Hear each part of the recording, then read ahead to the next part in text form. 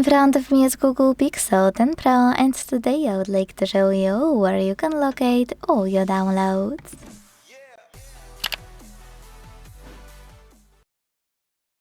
All you need to do is find an app called Files that's already on your device and launch it. Then tap on Downloads category and enjoy having all of your downloaded files in one place. Now, to open one, click on it on the left. To manage one, use those options at the top right corner, or go back and tap on those three dots on the right. And to manage multiple files, you can either select all of them at once by clicking on this button at the top right corner, or you can hold one and tap on all the other ones.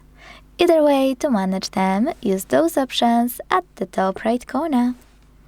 Thanks so much for watching. If you enjoyed this video, leave a like, comment and subscribe. Bye!